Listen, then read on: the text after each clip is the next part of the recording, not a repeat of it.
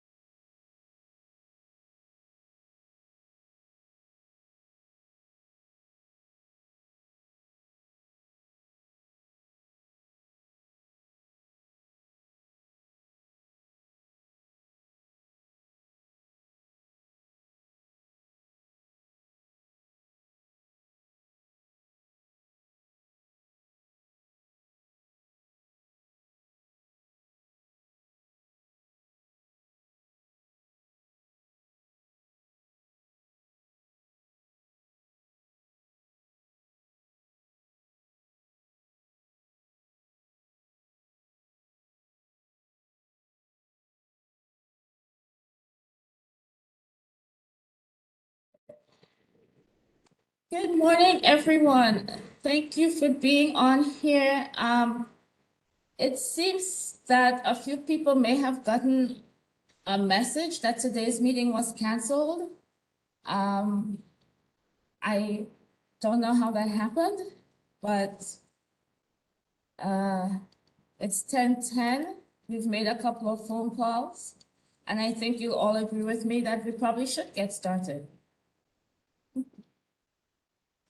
Okay, so today we have a number of conflicts at the office. So today's meeting will be chaired by Counsel to the Borough President, Greg Lewis. So Greg, I'm going to turn it over to you right now.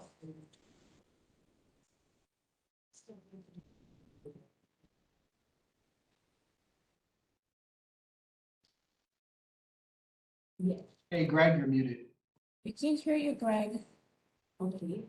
Oh, I see. The initial part was not heard. So thank you very much, Caroline. So good morning to you all. As Caroline noted, I am counsel to Brooklyn Borough President Antonio Reynoso, and he has designated me to chair this Borough Service Cabinet meeting. So good morning and welcome back from the summer.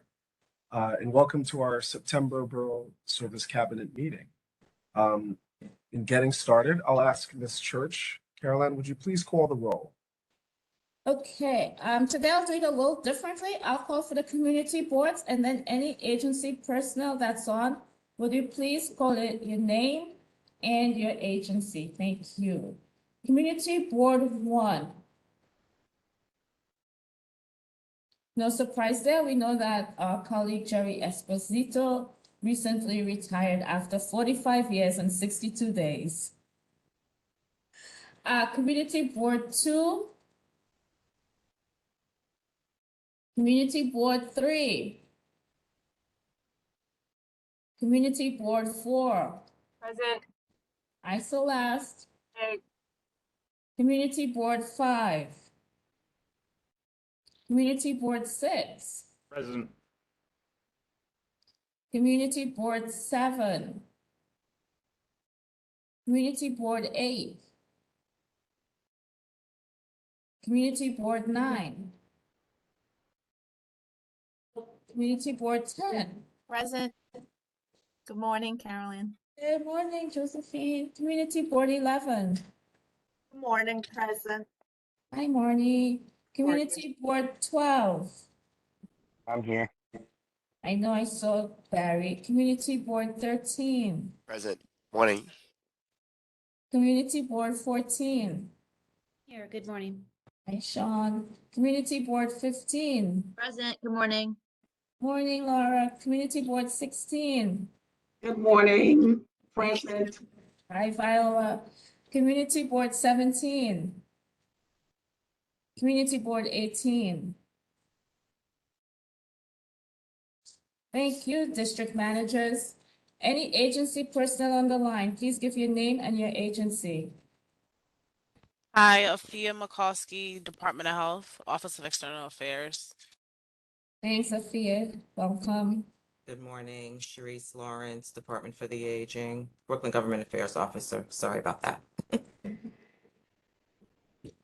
morning, Damaris Falero, Department of Buildings, Community Engagement and Programming. Thank you, Damaris. Welcome. Good morning, Denise Hubbard, Department of Environmental Protection. Denise. Hi, Carolyn. I'm sorry, did you all hear me? We did. Good, okay. Hi, Sharice. Hi, good morning. Yuri Sanchez, Department of Social Services. Thank you. Hey, good morning. Brian Fargnoli, New York City Emergency Management. Oh, Brian.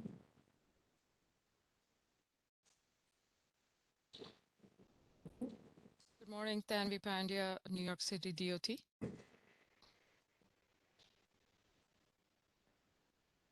Oscar Robles, also from DOT. I'm sorry, I didn't get your name. It's Huascar Robles, is spelled Huascar, and the last name is Rob as in boy, Les. Thank you. Good morning, everybody. Hi, Sally Stolberg from New York City DOT as well. Thank you, Sally. Good morning, Darling Arbors, New York City DOT. Thank you.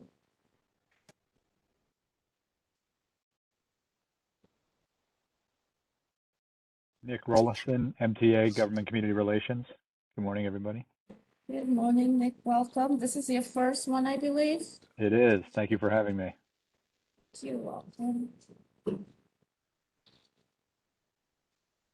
that it? I think I see DM for CB8. Yes, I finally got in. Thanks, Michelle. Thanks for trying. I see some other folks on the line who haven't introduced themselves.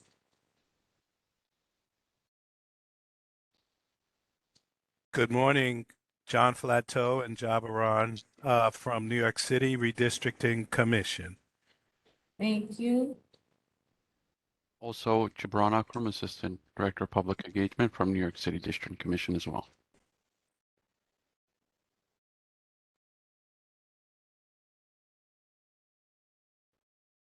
I see some other DOT staff hiding out.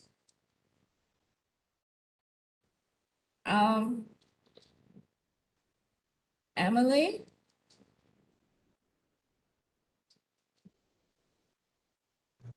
Can you hear me? Yes, I can. Okay, sorry, my microphone wasn't working, but Emily Rickman, Brooklyn DOT. Miranda?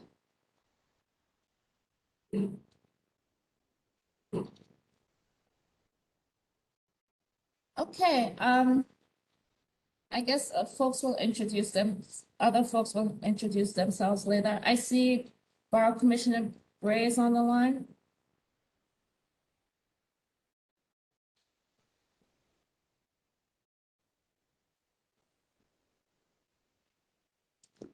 Okay, council, I turn the meeting back over to you. Thank you very much, Ms. Church. So we've circulated an agenda to you, but just to give you an overview of how we'll approach today's meeting. I'll first offer some updates from Brooklyn Borough Hall. Then we'll get a presentation from the Department of Transportation on the BQE reconstruction. Then I'll turn it over to the district managers for any updates. The district manager updates will be followed by a presentation from the New York City Redistricting Commission. Then we'll have updates from other agencies. We'll then talk about new business with the aim of adjourning at, let's say, 11:40, since we started about 10 minutes late. On agenda item 1, updates from Brooklyn Borough Hall. So here at Borough Hall, we're reflecting on an eventful summer filled with cultural activities and community events throughout the borough. First, we brought back the beloved Wingate concert, the Dr. Martin Luther King concerts in central Brooklyn, which saw approximately 5,000 people attend the concert that took place on June 28th. We hosted jazz concerts outside of Brooklyn Borough Hall with the Downtown Brooklyn Partnership for our lunchtime jazz series that took place over the month of August. We danced our way down Fifth Avenue in our ethnic parades in July and August. The Borough President recently served as the Grand Marshal of the West Indian Day Parade down Eastern Parkway, where many of us also were dancing down the parkway, including yours truly. The diversity of Brooklyn is intricately important to us and will continue to celebrate everyone during the year. During this summer, we also fulfilled one of Brooklyn Borough President Reynoso's most critical campaign promises.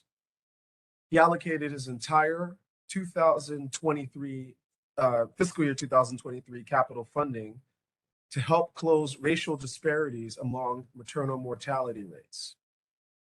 A total of $45 million was allocated to 3 Brooklyn public hospitals, Woodhall, Coney Island, and Downstate.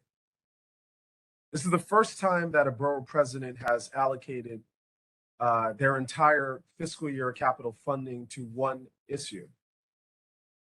The borough president is committed to strategic maximum input for maximum outcomes. We're also continuing to advocate for meaningful legislation that will positively impact our communities. The Brooklyn Borough President launched his comprehensive plan to address the health disparities in the borough. The members of the Brooklyn Borough Board meeting for the month of September were the first to hear of and see the plan, while the staff continues to work on gathering existing conditions data, which will be shared throughout the fall.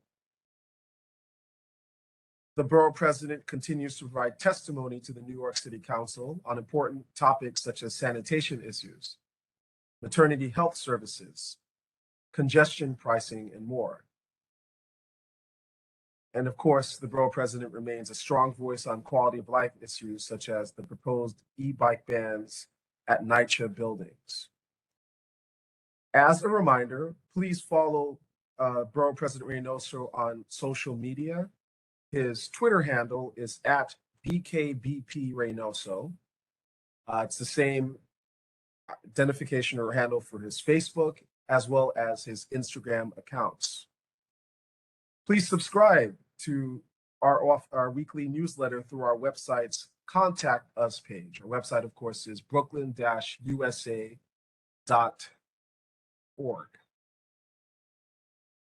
Check out our public calendar on our website for upcoming events. An upcoming event to note is the Georgian American celebration that will take place here at Borough Hall on September 22nd. Lastly, come out to the Brooklyn Public Library at Grand Army Plaza on Thursdays between 10 a.m. and 6 p.m., the Central Brooklyn Public Library branch, for in-person constituent services support from the Office of Brooklyn Borough President. With that update, I'll turn it over to Brooklyn Borough Commissioner Keith Bray of the Department of Transportation is on. I can turn it over to Commissioner Bray to introduce the team. Otherwise, I would turn it over to Tanvi Pandya to present to us on the BQE project. Is Commissioner Bray on? He's on, but he's indicated that he's seemingly can't unmute himself.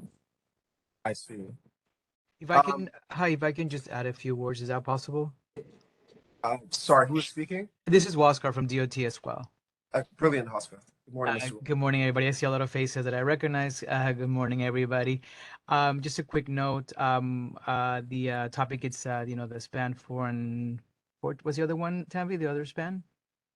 34. 34 is a comprehensive presentation. I would ask if we could hold the questions till the end, but also when you have a question, if you can repeat your name and the district so I can write it down. I want to make sure that I take copious notes from everybody. I'm Waskar Robles. I should have said that at the beginning. I'm the Director of Community Affairs. Thank you, everybody. And Tanvi, please lead the conversation. Thank you so much, everybody. Thanks, Bhaskar. Could I share screen, please? I would please ask Mr. Marshall here at Brooklyn Borough Hall, could you give Ms. Pan? She has access. Got it.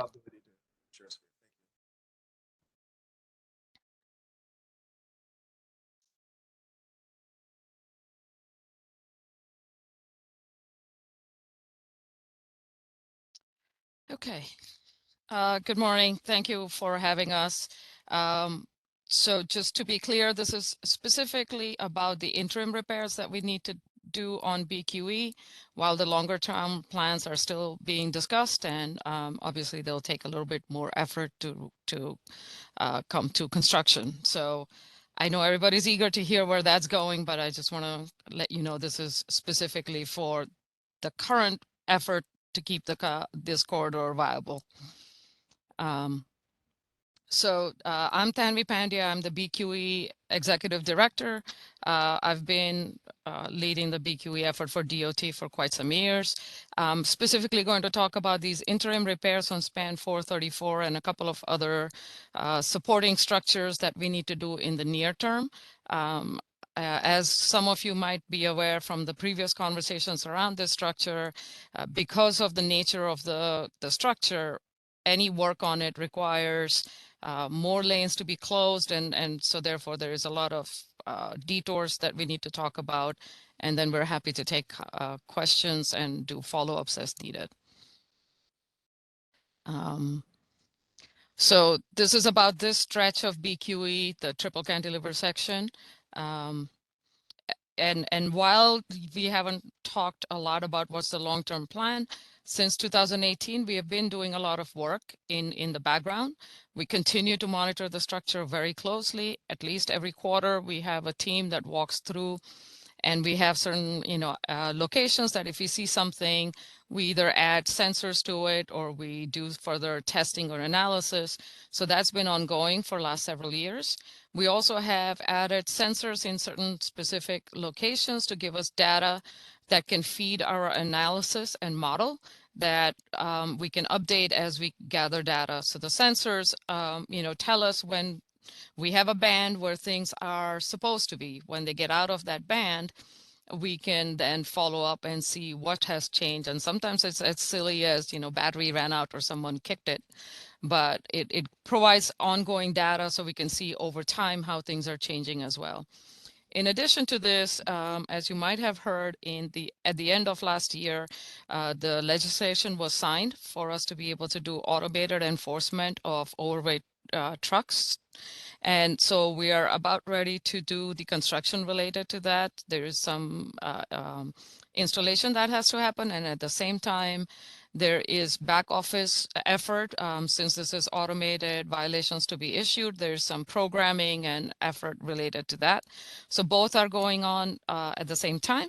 And we expect it all to converge in early 2023 to start issuing violations. This is important as overweight vehicles contribute greatly to the deterioration of the structure.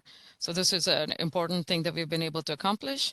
But we have still been collecting the weight information since 2019. We've had sensors in the roadbed that tells us what kind of vehicles are on it and how heavy they are. So all of the information from the 3 bullets at the top feed our analytical models, which give us a sense of what to do in the near term, what's the longer term analysis telling us, and how we can plan out the long-term project. And we have partnered on this with C2 Smart, which is a center that is supported by NYU and Rutgers. So we're getting some of the top experts in the field to provide their input.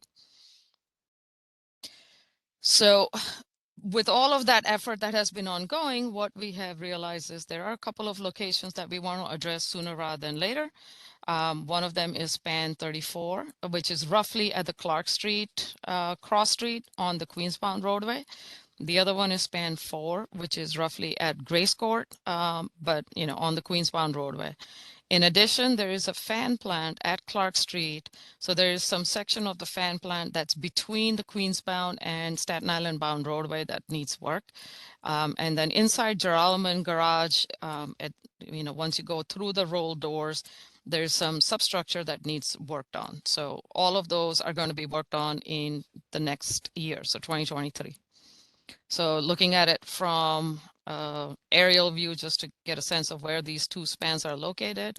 They're on the Queensbound roadway, roughly at Clark Street and Grace Court. Hey, Tanvi, sorry, can you move the square where the video is on your screen over a little bit? It's just blocking some of the images. Sure. Thank you. There you go. So this is the Clark Street area, which is, if you look at it, this top picture, you can see it's between the Queensbound and the Staten Island bound roadway. So there's this portion of the vent structure that goes between the structures inside, and that needs some work on. So these are the columns and some of the walls on the interior that we need to repair. The only access to this is from the Queensbound roadway. There's a manhole that you can climb down to get to this area. So it's a difficult area to access, but while the span 4 work is ongoing and traffic is going to be routed around all this, is a good opportunity for work to happen in here. This work will not affect anything on the subway system. But of course, we're working closely with MTA to make sure that their facilities are properly protected, and we've reviewed drawings with them and so on. So this is work that will happen at the same time as the deck level work is occurring. The other work that will be going on is this area that we talked about, which is inside this Geralman garage area. So that roll door, if you go inside, at the far back end of it is this abutment that needs some work done. So that work will be done at pretty much whenever the contractor gets geared up to do it, because it doesn't have much of a traffic implication. So this can happen during the daytime hours, and without much impact to the neighborhood there, except when any equipment is going in and out of this area. So we wanted to talk about those 2 first because they're sort of very specific areas. It's not as complex. The little bit more impactful is this work that is on the deck itself. So as you can see, this is the cantilever that we drive on. This is the Queensbound. And you can see the on the concrete that is deteriorated, particularly at the joints. As you look up, you can always see those mesh area. So this work is primarily around that area of the joint. So the first 2 feet on either side of the joint, and then a little bit less depth of concrete needs to be dealt with further out. So the deteriorated concrete needs to be removed. Deteriorated rebar could be removed, and then we add new rebar. Rebar is the steel member that adds capacity to the structure, and then we place new concrete. So that's primarily the work that we're looking to do. This is a very specific strip of work that we're doing. This is not for the whole deck, and this is not the kind of work that is going to make dramatic change. It just addresses a specific weak link in this whole corridor right now.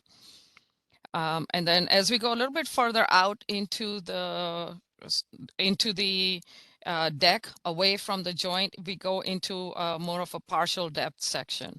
So this is the area inside the Clark Street. So while work is going on up top, the workers will also be working in here with repairing this area and then this column on the interior. To do this work, obviously, the traffic needs to be managed. As you've probably seen in the past, we usually take it down to one lane during the overnight hours when we need to address any condition or do inspections. So similarly, from that about 1 a.m. to 5 a.m. windows is when this deteriorated concrete would be removed. So when the work is happening above this Staten Island bound roadway in the cantilever, to protect the traveling public, we may close this lane underneath, but at least one lane will be open in both directions during the overnight hours. So the first task for the contractor is to remove the deteriorated concrete little by little. Obviously can't remove much in those 4-hour windows, so it'll take several nights to get that done. And then during the daytime, there will be steel plates so that traffic can be put back in its normal configuration. And then the following night, they come back and do work again. Once all the prep is ready, then there will be this first weekend of full closure of Queensbound roadway, and one lane of Staten Island would be open. So this would be from Saturday 2 a.m. to Monday 4 a.m. And for this, the Queensbound roadway is completely closed. Staten Island bound is open one lane. We'll walk through the detours in a moment as this configuration needs to happen to support this concrete. When this concrete is wet, it cannot stay there by itself, so we need to provide supports. So that's the reason why Staten Island needs to be closed. And the reason we need to close all 3 lanes across is that the way the structure is configured, when we pour concrete, we need to go across all 3 lanes to get it to actually add capacity to the structure. So until that concrete cures a little bit, we need to keep traffic off, and then we'll put a plate on it and open it up Monday morning. So then that will be followed by additional prep for the sections that go further in from the deck, away from the joint. And then there would be another 2 weekends where only Queensbound will be closed. Staten Island bound would be fully open. So to summarize, there will be prep, then the first weekend closure, then the prep continues, then a second weekend closure, prep continues, a third weekend closure. These are not continuous 3 weekends. These would be spread out over the construction season from March to October, November, laid out to avoid any of the major holidays, any other major construction work that may be occurring, or any other major events, like UN week or things of that nature. So these would be spread out, and what would happen is the contractor would first identify the 3 weekends that are feasible, do the prep in time for that first weekend. Then you might not see a whole lot of activity until that next weekend comes closer, and then there would be a bunch of work to prep for that one. So it would be kind of spread out over that year of construction season. Obviously, to make these detours happen, we have to start closing on ramps further back to reduce the amount of traffic that gets off at that last exit. We will be providing TA agents, pedestrian managers at multiple locations to make sure that both pedestrians and traffic keep moving safely. VMS signs that are existing will be used, but in addition, we're also reaching out to Turnpike Authority, Port Authority, Thruway, Port Authority, to make sure that they get the word out far and wide, and pretty much try to keep people away from the area on these 3 weekends to the extent possible. Prospect Expressway will also be set up to work like the AM HOV configuration to try and keep people from coming into the downtown area, try and have them go into Lower Manhattan through the tunnel and not come out to Brooklyn Bridge. Obviously, again, the biggest thing we can do is get the word out very early and try and get as many people as possible to plan around the weekend and stay away from the area. And that's part of the reason why we're doing this outreach very early, to make sure that we get the word out early, make sure we collect all the right contact information from everyone so that we can keep everybody informed as the dates get closer and we have specific weekends identified. We will have the TA agents and pet managers, we'll have VMS signs, and obviously in the bigger concern for most people would be what happens in case of an emergency, and how do we make sure that we're all taken care of in case of any other concern. So we've been working very closely with FDNY and NYPD. We've talked about certain areas perhaps having sort of a triage set up in advance, like at the Brooklyn Bridge Park, since that's the area where there would be most likely the most difficulty in getting around. In the closest areas, we would have, the noise and dust control and things of that nature. So there's a lot of thought going into planning out this effort. And in terms of closures, so these are like the primary detours that I'm talking about. There's obviously local specific blocks where we might have to limit the turns and maybe some parking and things of that nature. We'll be coming back around to talk more specifically to smaller groups for that. But this is just to get a broad idea. There's local street changes. Couple of the bus stops near Columbia Street need to shift. So we're in touch with the neighborhoods to try to make sure that we get that word out. And obviously, as it gets closer, it'll be a bigger outreach effort. So in order to avoid too many people coming onto the Staten Island bound roadway, we will be closing the Tillery on-ramp and the Sand Street on-ramp in advance of this section of the closure. And the Wine Street on-ramp will also be closed. So that means all of that traffic that would normally get onto BQ at those 3 locations have to be detoured. So the Tillery traffic would be primarily routed to 3rd Avenue. The Sand Street traffic would be primarily routed to 4th Avenue, and those coming from Wine Street would be routed down Furman Street. In order to make this work for Furman Street, it would be turned into a 2-lane in one direction.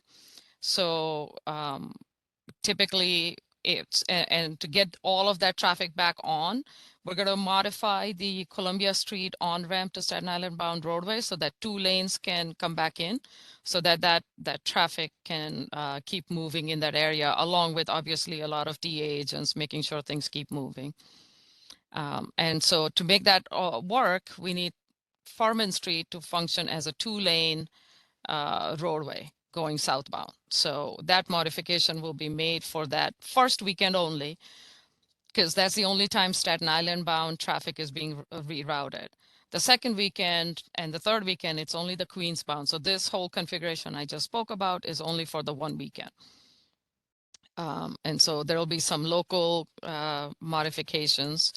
And then when we do the Queens bound roadway, it has obviously a different ramp configuration that needs to be modified. So again, there will be all of these on-ramps will be closed as early as possible, so to try and keep traffic off the BQE Queensbound to begin with. But for those that don't, the Atlantic Avenue will be the last exit, and then they have to be routed through that local area. And again, some of the local streets have to be modified to keep the traffic moving. For those who are going to look it up in Google and whatnot, no matter how much we try to advertise primary detour routes, people are going to go down through some of the local streets. So we'll do our best to plan for that as well. And some of it would be like banning certain turns that tend to lock up the whole intersection for that weekend. And then, preventing traffic from going into some very small streets that can't handle that traffic. So there, again, the primary detour route would be the 3rd Avenue. For those who get off at Atlantic Avenue, they would be routed through Adams and back onto Tillery. So those are the 2 primary Queensbound roadway routing. And then for the freight that might be headed towards the JFK and so on, they would be directed to use Linden Boulevard, which is a primary freight route currently. Again, for this area, also there are TA agents and there's discussions ongoing on how to make this function as safely as possible for the 1 weekend. The 3 weekends, sorry, Queensbound is for 3 weekends. And also, obviously, for all of this to work, the Manhattan Bridge traffic that gets off the bridge into Lower Manhattan has to be able to keep moving so that we don't back up in Brooklyn. So we will also be making modifications on the Manhattan side and have some TA agents stationed here to keep those intersections moving, to make sure that people taking Manhattan Bridge into Lower Manhattan keep the traffic moving. So currently, to give you a sense of the timeline, we are just about done. We're actually in the midst of waiting for the bids from contractors. So over the next few weeks, we will receive bids and then we'll do the award and go through the registration of the contract so that early next year, we should have an identified contractor. And one of the first tasks for this contractor will be to give us the specific weekends they would like to do the work.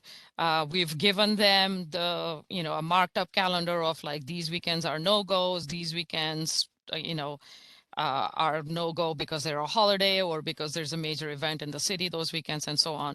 So they already have that. From that, they have to back into their productivity when they want to, how they're organizing their workflow.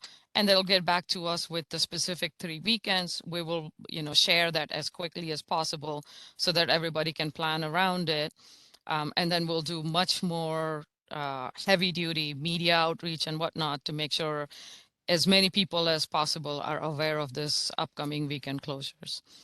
So with that, again, this is spread out between March and October. These are not back-to-back weekends. They'll be spread out.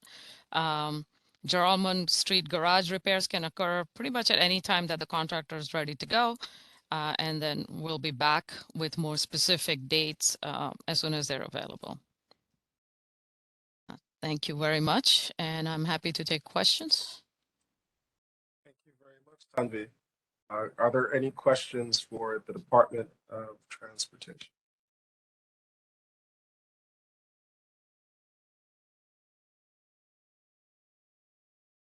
Hi, it's Sean Campbell. I can't find my, oh, there it is. Hang on. Raising my hand. Ms. Campbell. Thank you. Sorry about that. Thank you for the presentation. I mean, as some of you from DOT and many of my colleagues know, my board and I have been vocal about process. And so just the fact that this is looks like a predetermined plan coming and being sort of foisted on communities without early opportunities for input and consideration is something that I think DOT is working on. And so I look forward to better days, better ways and better days. So in the meantime, though, I have a practical question, and we look forward to you coming to community boards 12, 14, and 7 later in the month under the auspices of Assemblymember Carroll. But in the meantime, my question is, you mentioned some of the dilapidation of the BQE is attributed to weight, trucks that are overweight or just heavy trucks. And we've been in CB14, because we've got the Caton to Linden truck route in our district, we have been noticing and gathering a lot of complaints about the increase in the 51 and 53 foot trucks. And I imagine there's a big correlation between weight and size when it comes to 18-wheelers. So it's our understanding, and my chair has checked this with the state, that the 51 trucks and over aren't supposed to be on the surface street truck routes. So I wonder if DOT has been working with any enforcement to mitigate this sort of flood of huge trucks that are creating a lot of damage because they can't make turns a lot of times, et cetera. And if that could be mitigated by the time this plan moves forward, it might do a lot to mitigate the additional truck traffic. Thanks. Keith, I don't know if you have more details on this than me. I will say in a general sense, we do have PD working with us, and I only speak to BQE, so forgive me if I don't know the other areas. But on BQE itself, we've had PD doing a lot of, every week they pick a day and they ticket a whole bunch of vehicles for all kinds of reasons that they shouldn't be on our roads. I don't know specifics of the area that you're mentioning, so maybe if Keith or somebody else can answer to that other area. And can somebody please confirm for me that we have that information right, that the 51 and over aren't supposed to be on these truck routes? The length is a little bit more complicated. They are not supposed to be regularly on. We use a different designation, so I'm trying to think in my head how those are converted. But there are certain size trucks that are not allowed on local streets. They're not supposed to be in the city. We can certainly get back to you with the specifics of that. And the weight is kind of tied to the truck length, but not necessarily, because you could have a longer truck and have the weight spread over multiple axles, which is less damaging to the structure than have a small truck way overfill it, and now you have sort of two really, really heavy axles. So for structural reasons, it's the length is not always the reason why it's a problem, but certainly safety and turning is a lot more complicated with a longer truck. Anyone else whom I may recognize who has a question for the Department of Transportation on their presentation? I see Laura Singer's hand up.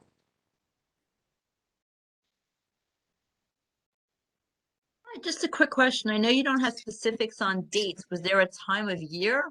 Did I miss that, or a wish list when you hope this to take place? Yeah, so roughly the construction season goes from March to October. Sometimes we can get into November if the weather holds. So the 3 weekends would be spread out over that window for 2023. So sometime between March and October of 2023, these 3 weekends would be spread out. Thank you. Sure. Dante? Good morning, everyone. Dante Arnwan, District Manager, CB9. Is there like a formalized or is any effort to do a formalized like outreach plan? I heard you mention like folks are going to use Google to take certain streets here and there. And so since we bring it up so early, is there a formalized plan to reach out to Google, to reach out to the Citizens app, to inform residents that these closures and this construction is going to take place? Yes, absolutely. We actually have 2 sets of plans that we're following. One is just purely outreach effort, and then the second is all of the agency coordination and the overall planning of how these weekends would be handled. And so one of the major thing is to have 2 things, right? One, we will have a dedicated community liaison who stays in touch with everyone, who makes sure that she's collecting everybody's names and contact information so we can quickly get information out to people. But secondly, we will do a media outreach to get to people. And in addition to that, we will be reaching out to the Googles and Vazis of the world and say, listen, please don't send people to streets that they don't belong in. We have marked detour routes. Please try and keep them there. And then the larger regional outreach to try to prevent people from coming in this area if they can at all avoid it. Thank you for that. And then just a follow-up question. You had mentioned that there's going to be maybe like a project manager or someone, a liaison who's going to handle this. Is that person going to be from Brooklyn, someone who knows the neighborhoods where this is going to take place, or is this coming from, maybe the Manhattan office?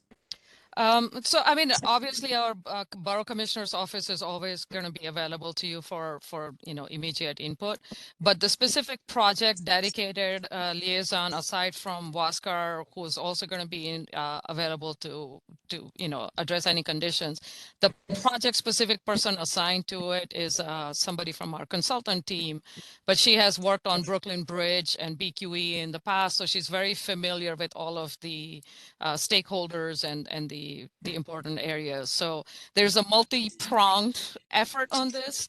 We just need one person to kind of collect everything, and then there's several people who will jump in to make sure it's properly directed and responded to.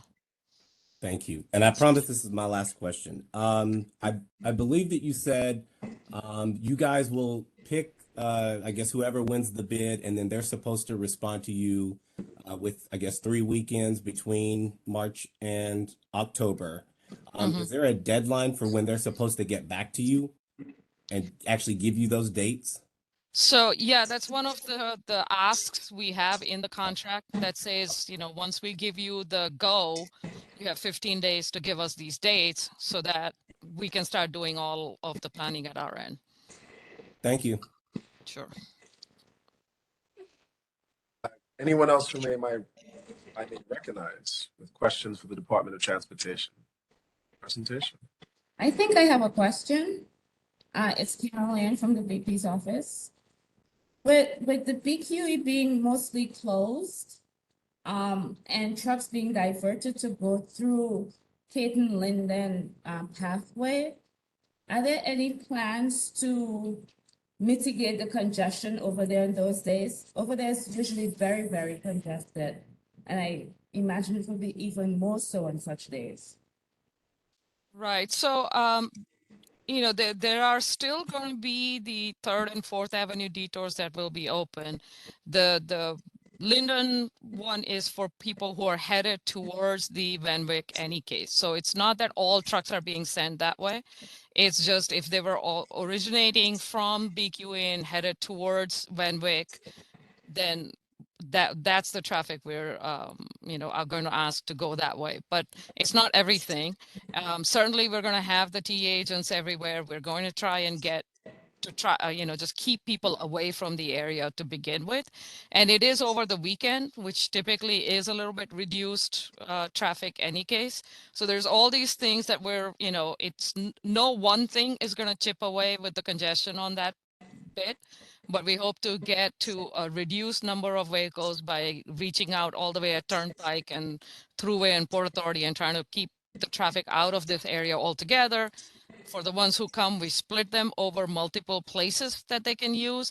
And then those who do end up on Linden Boulevard, we will also have TA agents. And as someone else mentioned, we're looking a little bit more into what can we do specifically in that area.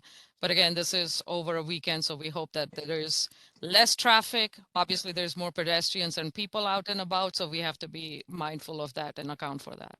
Tanvi, just to add, we usually what we do in these situations at DOT is that we reach out to truck associations to let them know, just to blast our notices to their members so they can, like you said, avoid maybe these routes if possible. We also notify the ride sharing companies like Lyft and Uber for the same, so we can make sure that they're aware of this. And for the most part, in our experience in other projects have been successful. And we hope also by reaching out to all the bids and all of the different, that they would also work towards perhaps, rethinking when their delivery schedules are and try and reduce to the extent feasible. Obviously, not everything can be reduced, but whatever we can chip away at. Thank you.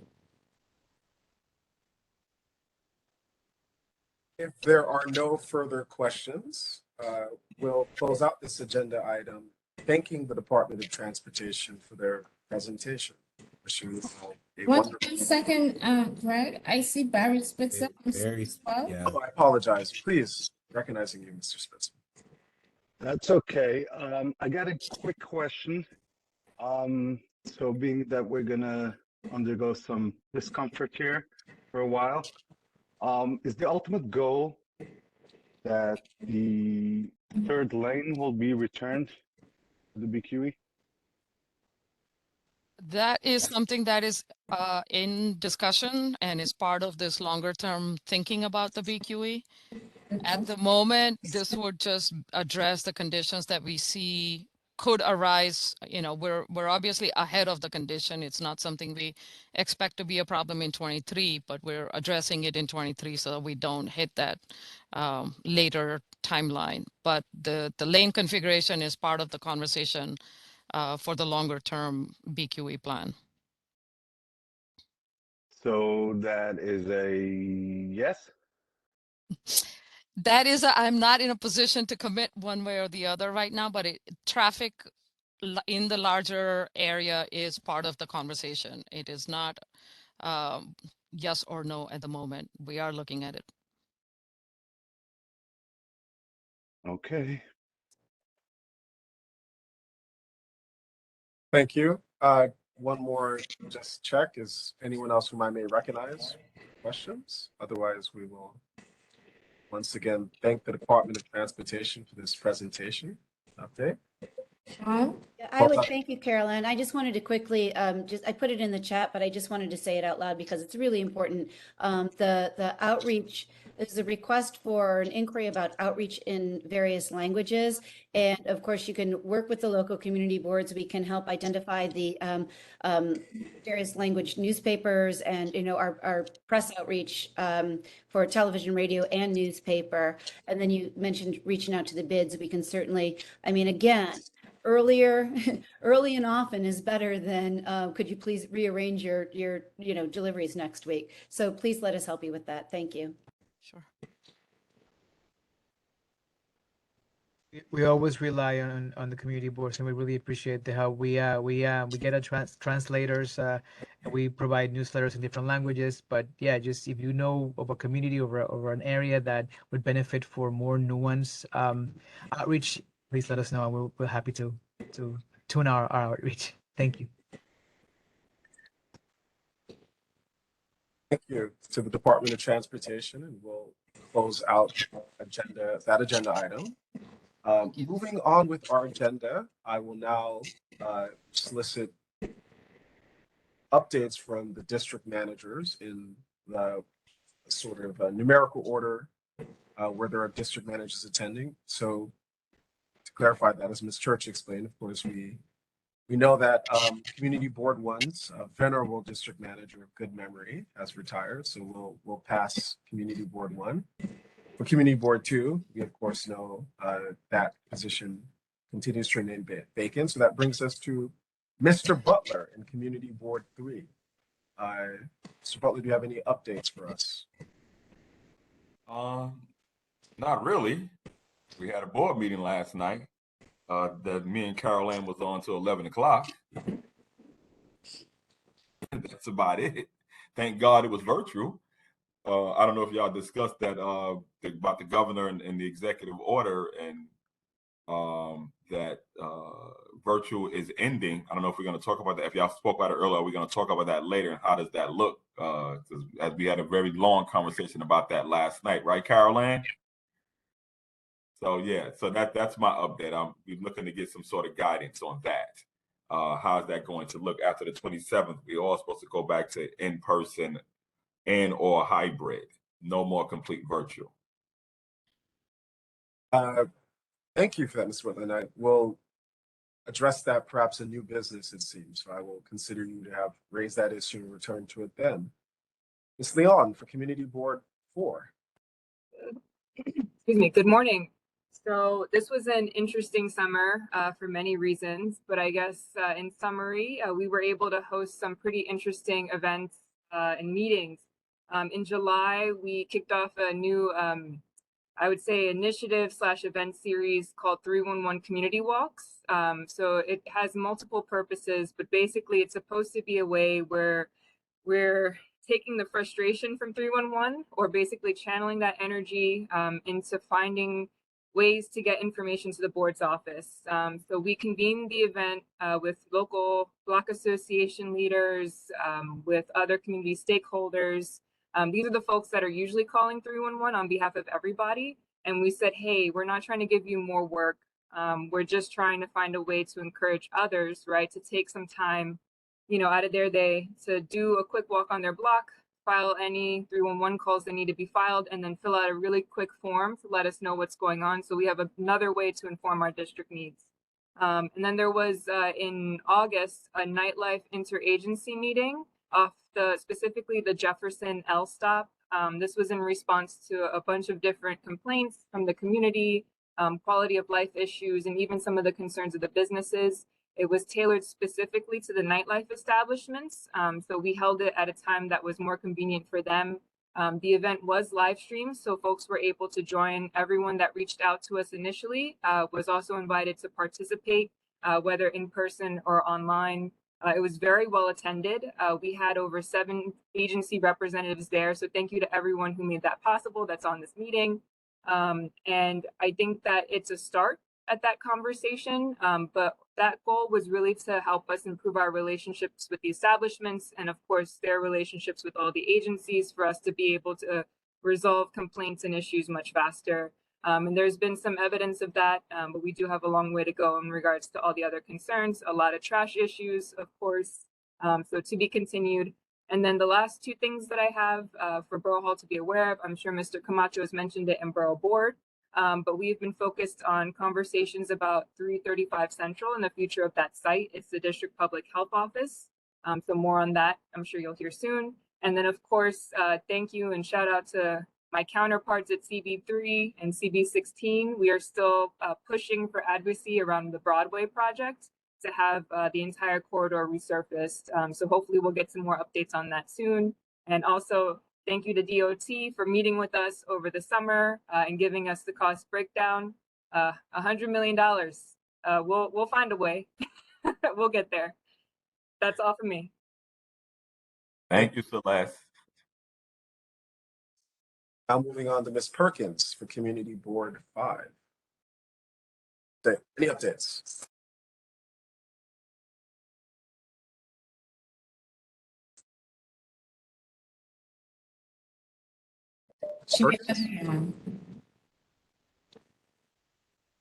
She's not on.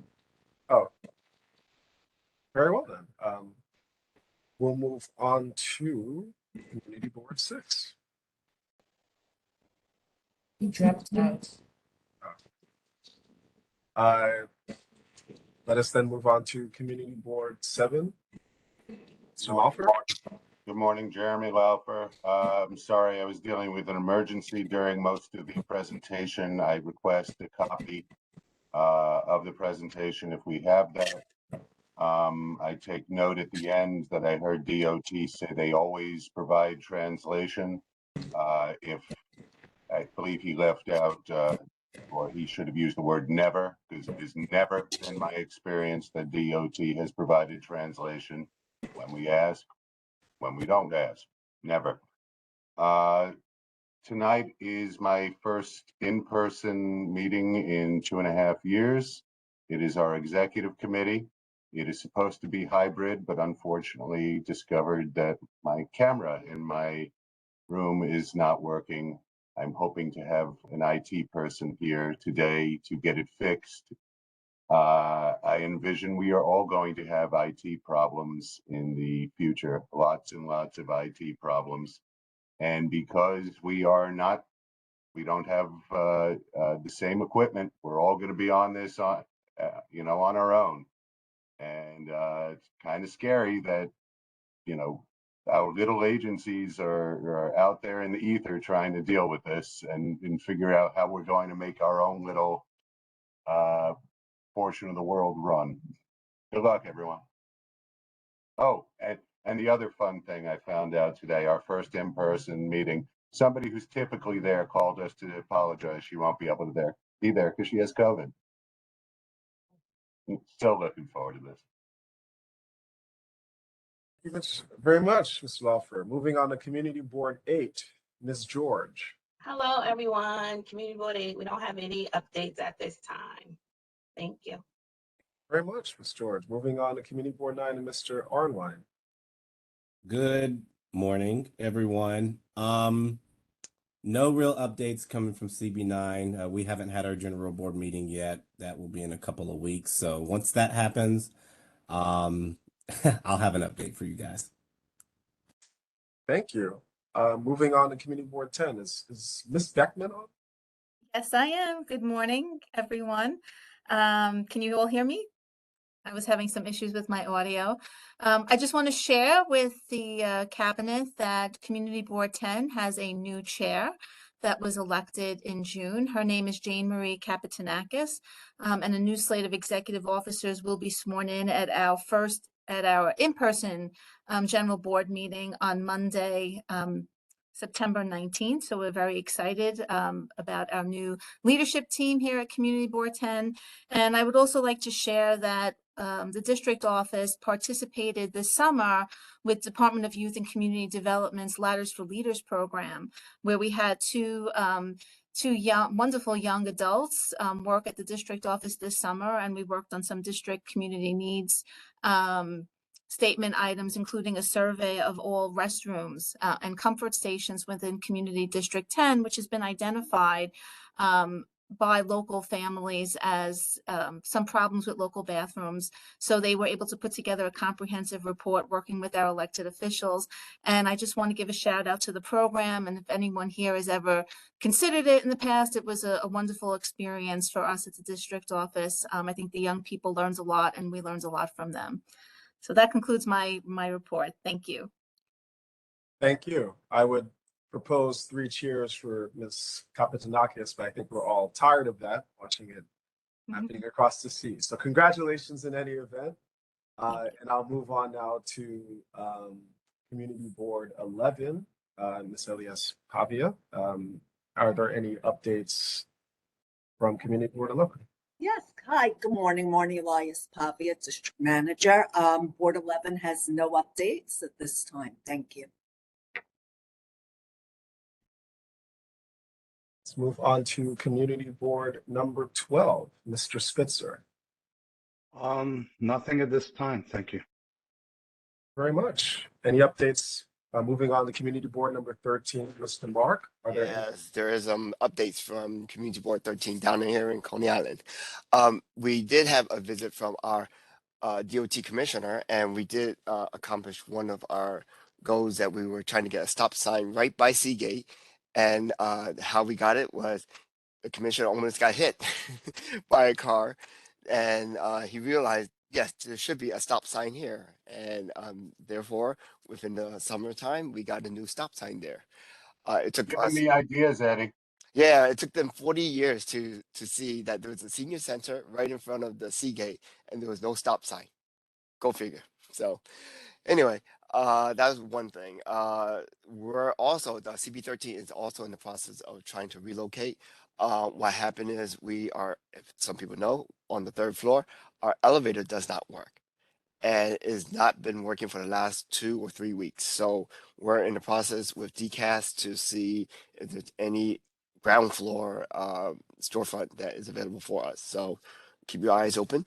The other thing is, I don't know if you heard, well, you heard, we have no ferry still. They have put our ferry landing and service on hold until they find out if they can put it on the ocean side. It's a good idea, but my thoughts are the money might not be there to relocate it. So whatever plans they have is just more of who's going to fund it in the near future if it does belong on the ocean side. And our last but not least, we are working with the borough president to have a meeting about the upcoming casino idea in Coney Island. So come in October, we're going to work with the borough president office to see about making a public meeting to have community input about the pros and cons of having a casino in our area. So we look forward to working with you. And that's my update. Thank you, Mr. Mark. One moment, I do want to note that Community Board 5 has reported audio issues. I'm sort of chatting with Ms. Perkins, so I'll read out the update that she has just chatted before proceeding on to Community Board 14. Ms. Perkins has noted that Community Board 5 has had a number of meetings, including a session of trainings for our board membership in preparation for the trainings that will be offered through Brooklyn Borough Hall. Community Board 5 also voted on a couple of very impactful projects in their district. Gateway Site 26A senior housing with East New York congregations with EBC, as well as the huge 2,000 unit project with the Christian Cultural Center in Gotham Incorporated.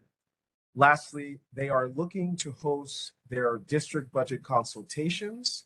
So they are hoping to bring in the Department of Transportation, the Parks Department, and DEP first. That is the update from Community Board 5. I'll now move on to Community Board number 14 and Mr. Campbell. Do you have any updates?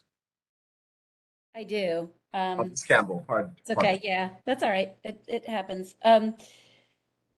Yeah, so we had our first board meeting of the season last night, and so we are off to the races. In addition to our robust committee and task force schedule, we have a meeting that I mentioned that was organized by Assembly Member Bobby Carroll on the 22nd with DOT regarding the BQE project, which will finally give our local communities in 12, 14, and 7 an opportunity to weigh in and ask questions. That's unfortunately the same night as the ULERP meeting, but I do want to thank the Borough President's Office for organizing that. That's something that we have asked for in the past, so feeling heard. And we will figure out how to divvy up our board members between these two extremely important events in one evening. The Flatbush Frolic is our last multi-block street fair of the season. That's this Sunday. Come visit Community Board 14 and enjoy the frolic. And then my colleagues know, and some of the agencies know, we have already started budget consultations, and CB14 will probably move its nonprofit roundtable up a little earlier this year so that we can continue a conversation about contracting, because it looks like there's some momentum in the city to register and pay out on contracts sooner. And since contracts are the lifeblood of the community-based organizations that are doing a lot of the mission work of many of our agencies, this is something that's really important in a high-need district such as ours. And then quickly, I just want to give it's been more than a minute, but I still want to give a shout out and welcome to Nick Rollison from New York City Transit MTA.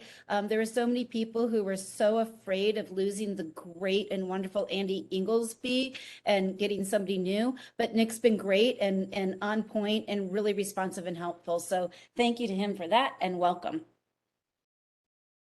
Thank you for that update, Ms. Campbell, and we join you in those congratulations and welcomes. Now moving on to Community Board 15, Ms. Singer, are there any updates?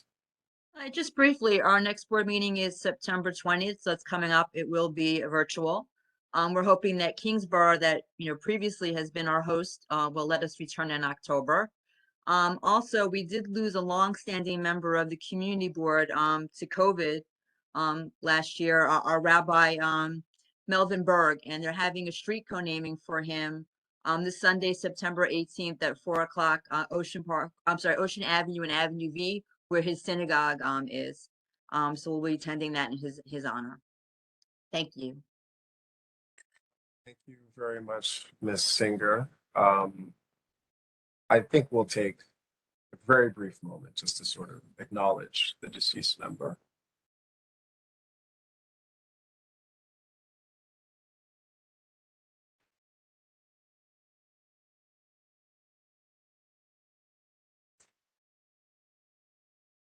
Thank you all for that. We'll proceed with the updates. Community Board 16. Good morning, Viola Green Walker. No updates at this time. Thank you very much. We'll proceed on to Community Board 17 and Ms. Fraser. Yes, good morning, everyone. Not much to update, but I must say for the first time in a very long time, I really feel good in the direction that Community Board 17 is currently moving in. And I look forward to working with this new administration to ensure that the work of the board is really gets done and the community benefits from our mandated service to them. Our first meeting is scheduled for next week, Wednesday. We were fortunate that SUNY Downstate has opened its doors once more to allow us to have our meetings there. and they are equipped with the hybrid, all the equipment for hybrid meetings. So all of our scheduled community board meetings will be held at SUNY Downstate Medical Center and in the auditorium. And our committee meetings will continue to, our committee will continue to meet virtually. Other than that, there is not, we had a very successful board retreat. Thank you, Madam Director of Community Boards, for gracing us with your presence. Caroline was there. We really focused on Robert's rules and the interpretation of our bylaws. We look forward to having more meetings where the members can really understand, how the board is really supposed to function. We did talk in one of our group meetings about training for board members. I believe it is so important, especially the EEO training. I am hopeful that the board president would really think about it and consider more training for our members. Other than that, I look forward to a successful year with my colleagues, the board president's office, and everyone that's involved in this process, our agencies. Thank you. Thank you very much, Ms. Fraser. And lastly, Community Board 18, Ms. Partnow. Hi, everyone. You saved the best for last, huh? So Of course. Community Board, yes. Well, welcome back from a very hot summer. It doesn't seem to be letting up yet. Community Board 18 has implemented something called Look What's Happening in and around Community Board 18. We have local organizations, our elected officials, the NYPD, send us all their flyers for events that are happening throughout the district. And what we do is compile it, send it out in a mass email, and we do it monthly. And that helps everybody's attendance, whether it's on Zoom or whether it's in person. We've updated our Facebook page, and this past weekend, in conjunction with Kings Plaza and the Millennium Development Corporation, we had our first health, resource, and back to school fair. Kings Plaza supplied us with backpacks, and we had over 36 vendors here through city agencies, hospitals, the NYPD, the local volunteer ambulance corps. It was very successful, and we were very excited about that. We are getting ready for our first meeting of the year next Wednesday on the 21st, where we do hybrid. So our big room is open, and we also will do it remotely for anyone who's not comfortable. We are partnering with the local Boy Scouts for a neighborhood cleanup.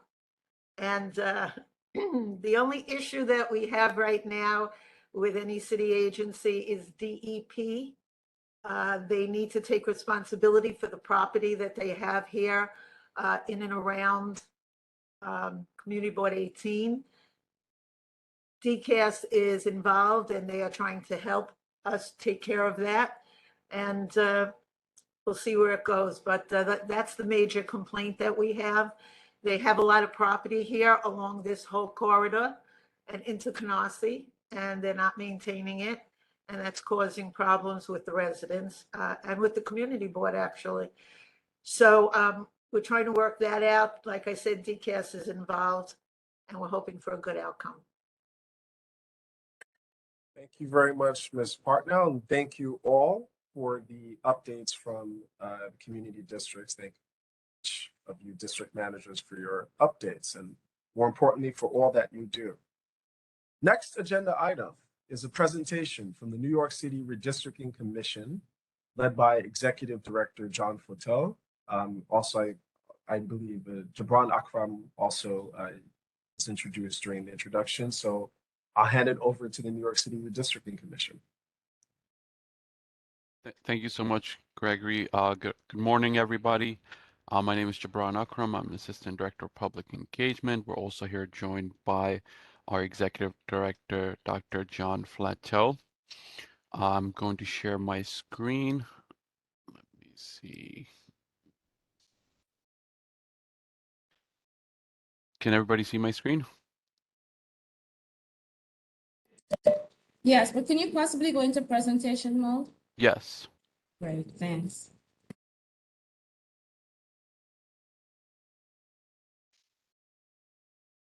Okay. So I'll be doing a brief informational on the redistricting process and what it is. So let me begin. The U.S. Constitution requires a census of the population every 10 years. Then the census triggers the redistricting of the federal, state, and local legislative districts across the nation to reflect the Constitution's one person, one vote doctrine. In New York City, the city charter assigns the task of redrawing the 51 new city council maps to the New York City Districting Commission. The commission has 15 members, 7 are appointed by the mayor, 8 are appointed by the city council, 5 are from the council majority, and 3 are from the council minority. The criteria for choosing commission members is borough, party, minority status, and diversity. These are our commissioners. We have 15 of them, and it's chaired by Dennis M. Walcott, and then we also have senior staff. We're also joined by Executive Director John Fletto today as well. Why does this matter? New York City's population grew from approximately 8.2 million people in 2010 to approximately 8.8 million people in 2020. That's roughly an increase of 630,000 people. With the 51 city council districts, a population of 8.8 million means that there must be approximately 172,882 residents in each district. The city council is a co-equal branch of local government with the mayor. The city council has the power over the city council budget, $101 billion budget, and votes on issues such as expansion of housing access programs, property tax rebates, restorations of parks and sanitation cuts. That's why we're requesting residents to submit their input to us. The commission must draw new maps that reflect the growth of the general population and our Hispanic and Asian populations, which have exploded since the last census. The Hispanic population grew about 154,000, and the Asian population grew about 345,000. Meanwhile, the city's Black and white population have shrunk 84,000 and 3,000 respectively. Amongst the laws we have to follow is the Voting Rights Act of 1965. The commission must take in the VRA rules when drawing these maps, and it prohibits us from denying or diluting the voting power of racial and language minorities. We also have this rule of 5% deviation rule, which allows us to deviate from that number I said earlier, 172,882. So 5% being that the least populous district, for example, is 168,900. That's 2.3% below the average. Then the largest district within the 51 council districts can be approximately 177,549, which is 2.7% over the average population. So it just gives you this is within that 5% deviation rule. Other city council criteria, city charter criteria we have to follow is keeping neighborhoods and communities intact, keeping districts compact, limiting crossover districts, avoiding splitting voters of the same political party for the purpose of diminishing effective representation of such voters that would constitute gerrymandering, and avoiding oddly shaped districts. Districts have to be contiguous. That means that each of the district, whenever they're separated by water, there must be a connection by a bridge, tunnel, tramway, or regular ferry service. There is a limit on crossover, although districts should not cross borough lines to the maximum extent practicable, but but if a district does go into two boroughs, then no other district in those two boroughs can cross over again. The commission is dedicated to incorporating public input in the districting process. We know that people know their neighborhoods much better than us, so we ask them to submit their testimony to us by emailing it to publictestimony@redistricting.nyc.gov, mailing it to 53 Broadway, 3rd floor, New York, New York 10007. You can also use District R, which is a mapping tool, to create your own district and submit those maps to us as well. Now let's go over some timelines.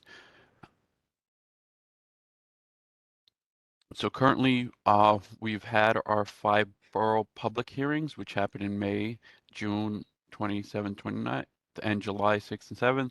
Then the commission voted on July 15 to release a preliminary draft plan. Then we had our second round of public hearings, which was held in August. And now the commission is back to redrawing after all this public testimony that was submitted. The commission is taking that into account to redraw on an ongoing basis a revised draft, which will be submitted to the city council on September 22nd. So let's go through a process. First round of public hearings have happened. Public meeting on the commission to vote on that draft plan has happened. The second round of public hearing has also occurred. Currently, we're right here. Commission is working on a map or new maps that will be presented and then submitted to the city council. Now, when the city council considers these plans, they can do two things.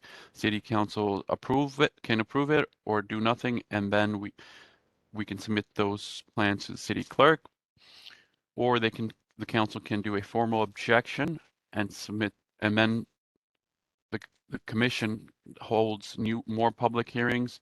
Then the commission releases another revised draft, and then there's a third round of public hearings. Then there's a public hearing where they vote on it and then submit to the city clerk. These are some resources where you can see the preliminary plan, District R, where you can use this tool to build your own maps and submit those. There's some other also resourceful tools over here as well. Anyone that would like to submit testimony on their districts or how their neighborhood should look can submit it to public testimony at redistricting.nyc.gov. I can open the floor now to questions. Thank you very much, Mr. Akram. Questions for the New York City Redistricting Commission? And I'll recognize any members who have questions.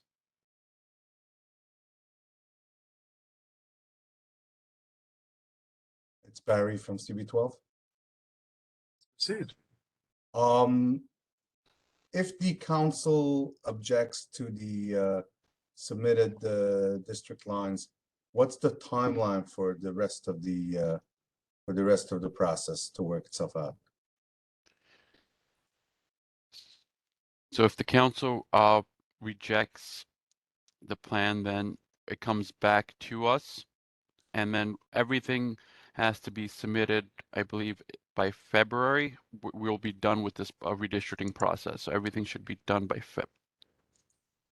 So the public meeting, sorry, December. Right. Sorry, December. Earlier, Yeah, December. December. The whole process will end by revised December. draft, the third round, the whole thing. More hearings. Yes, sir. December. Okay. Mm-hmm. Thank you. I recognize any other member questions for the New York City Redistricting Commission on their presentation.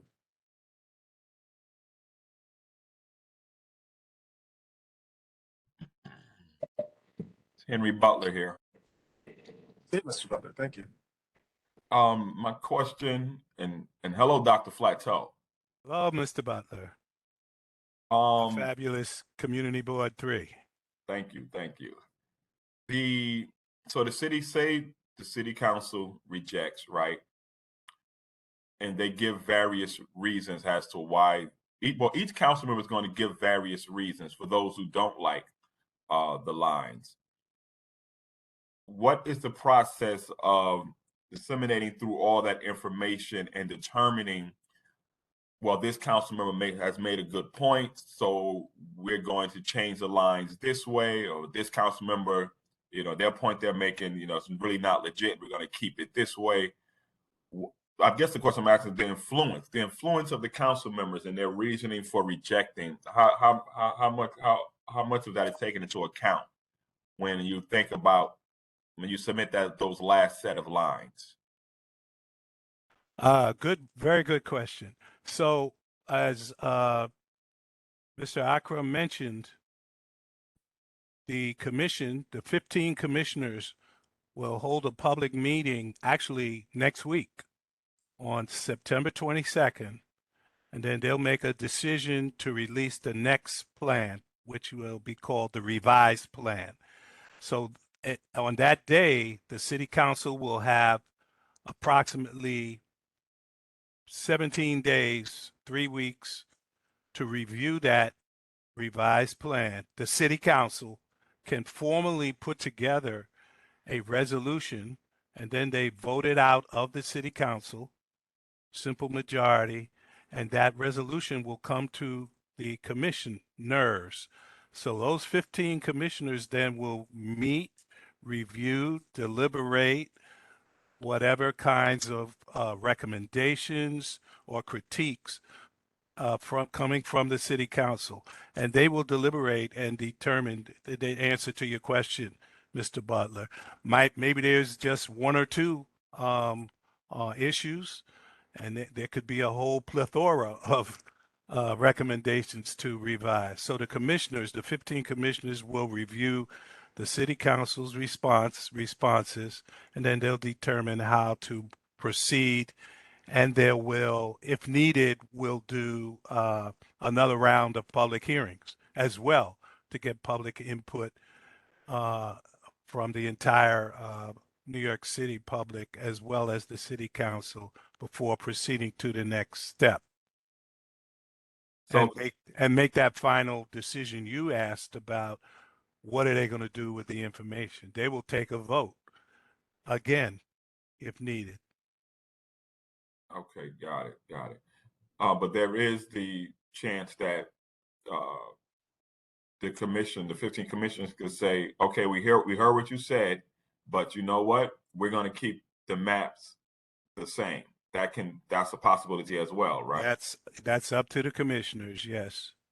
Okay. Forgive me for not knowing this. The maps that were released, it's still left at 51 council districts, right? Yes, absolutely. No changes. To change the number of 51 would require, I believe, a change to the New York City Charter.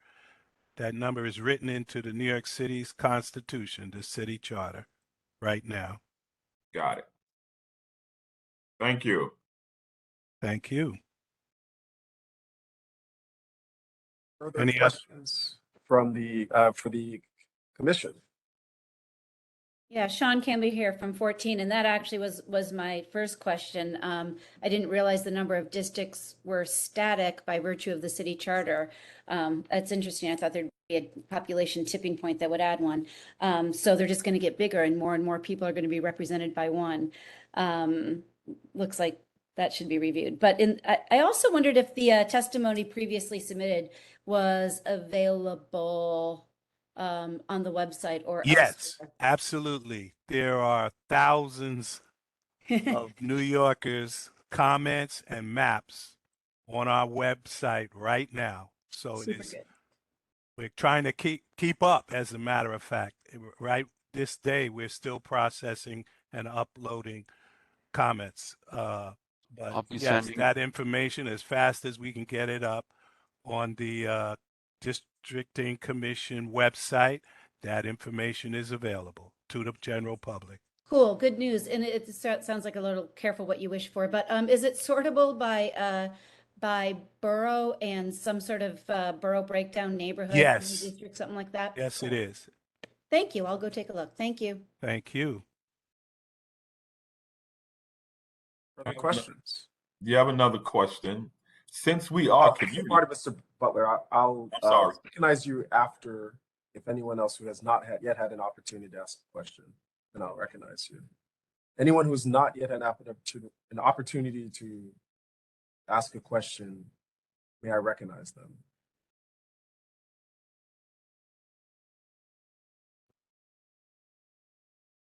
Seeing that there are none, Mr. Butler. Okay, thank you. Since we are community boards, does the commission, when they're drawing the maps, do you guys look at the community boards? Is there any sort of conscious effort to have the council districts sort of line up with the community boards? Absolutely. That is one of the templates or overlays that the commissioners are considering as part of the information and data. Yes, we're looking at current community of those 59 community boundaries as potentially guides as to where the new lines would need to move. Absolutely, yes. Thank you. And others. No. Yes. Thank you. I'd like to thank the New York City Redistricting Commission for your comprehensive presentation. Thank you so very much. We will now close that agenda item and move on to the next agenda item. And let me just thank you, Mr. Lewis, and Brooklyn Borough President's Office for this opportunity to share this very important information. Please pass this information out to your constituents throughout the borough, the cities. We're redesigning half of New York City government. If you want to put this in context, the legislative branch is being redesigned. Over the next 60 days, this is all going to be done. So please encourage all of your constituents to participate in this process. If there's going to be another round of public hearings and you see something of the next round of maps that you believe needs to be rectified, it's very important to be on the public record to let us know that we should take another look, move right, move left, change this, add this in. We missed that. It's very important to keep the commission informed from the public as to how we should proceed to a positive way to redesign democracy for all New Yorkers in a fair way. Thank you. Thank you very much, Mr. Plateau and Mr. Akram, for the presentation. I do want to recognize in the chat, Mr. Spitzer has requested that the presentation that you gave us today be emailed. So if you would just happily send it over to us and we can. We'll send it to you, Mr. Lewis, and then make it available to all of the community boards. We would love that to happen. Thank you. Thank you very much, Mr. Plateau. We'll now move on to the next item, which is updates from the other agencies who are with us today. Are there any updates from the agencies? And obviously, with recognition of time, we would request that these be quite high level and to sort of exercise discretion for things that seem to be essential. Hi, yes, this is Afia from the Department of Health. I hope everyone had a great summer. Just a few reminders on polio to get vaccinated. Of course, if you're not vaccinated, it's 3 doses. Most of us are already vaccinated, but if you aren't, please do so and get your children vaccinated immediately. For monkeypox, appointments are available on the city's vaccine portal. Of course, right now the vaccine is available to those who are considered high risk. And you can go again on the portal or call 877-VAX-4-NYC to set up an appointment. Lastly, on COVID, the Pfizer and Moderna bivalent COVID-19 booster vaccines have been authorized by the federal government and recommended by the CDC. So again, if you are fully vaccinated, there are new boosters that are out. So please consider getting boosted this season coming out. And that's all the updates that I have for today. Thank you. And if I may ask just one quick follow-up question, are polio vaccines also for appointments for polio vaccines? Are they also available to be scheduled through the VAX portal? Yes. Thank you Yes, very and you much. can also connect with your healthcare provider because Thank this is a vaccine that they usually have you know, in clinics. So that would be your first start, of course, to go to your healthcare provider. And then if you can't, then you can contact the Vax NYC portal or phone number to set up an appointment. Other agency updates. Again, high level and Hi everyone, this is Davey from Parks. I'm not sure if there's an order, but I'm just gonna jump oh in. no, please, Davey, that's perfectly fine. We'll recognize you. No problem. Hi everyone, nice to see you all. I feel like we're getting ready for community board season again, so it's nice to be, you know, I guess football is back and so are community boards. So we had a little bit of Monday night community board with Eddie Mark last night, which was nice. So I just want to say, you know, we're going to be doing our budget consultations later this week. I think we have our big kind of public meeting. But if any community boards have asks for capital updates, happy to provide them. You know, happy to set up a call or individual meeting as needed, whatever works best. As we get into storm season as well, you'll probably get more tree issues. So, you know, again, if you can encourage people to put in 311 requests for those trees issues, as you have in the past, that would be great. And also happy to follow up if you have any issues to help walk you through. And that's it. Thank you guys. Sorry, thank you so very much. Other high level central agency updates.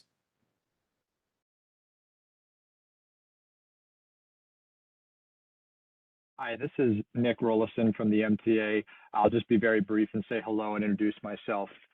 Thank you again, Sean, for such kind remarks from you. Yeah, I'm new here at the MTA. Me and Andy are now splitting Brooklyn. So I am the government community relations for the MTA, basically south of the park. So I'm representing community boards 7, 10, 11, 12, 13, 14, 15, 17, and 18. So I'm sure that you've already received a number of emails from me. If not, please reach out to me. I'm always happy to talk to you. Just one quick programming note. We do have a public town hall coming up on 9/22 at 6 p.m. regarding the Interborough Express. That is the proposed rail line that we are considering putting some method of transportation on. We're moving forward.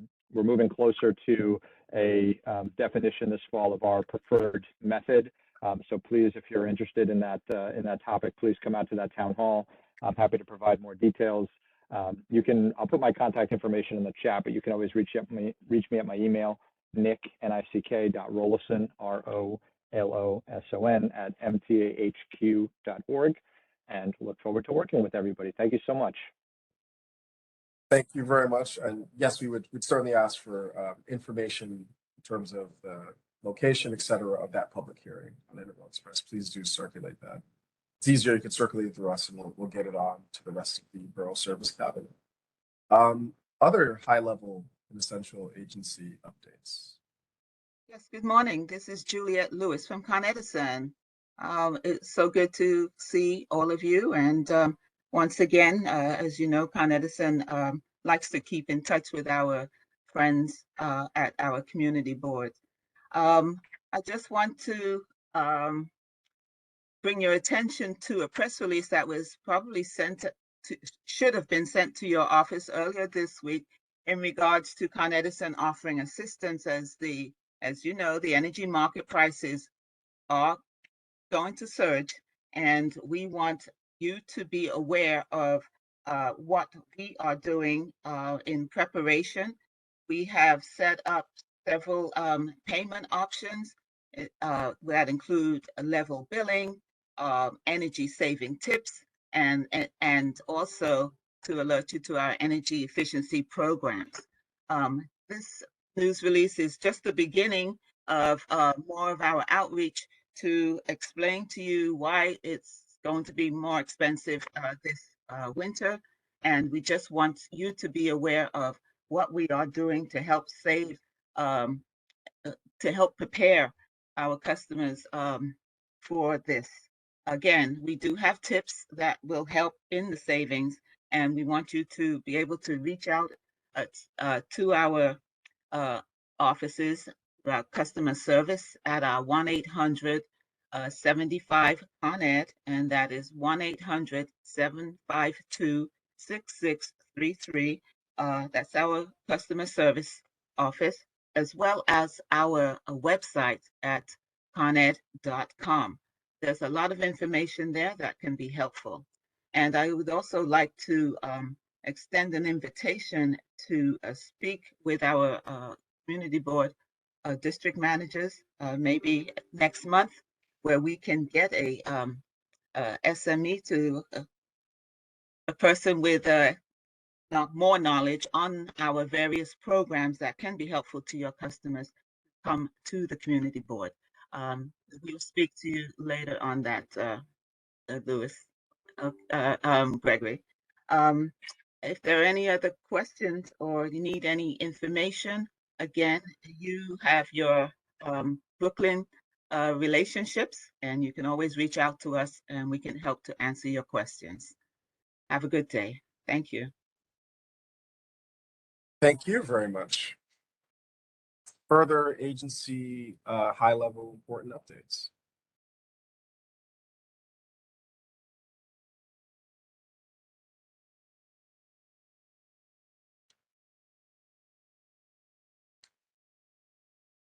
Just to check one more time. Very well then.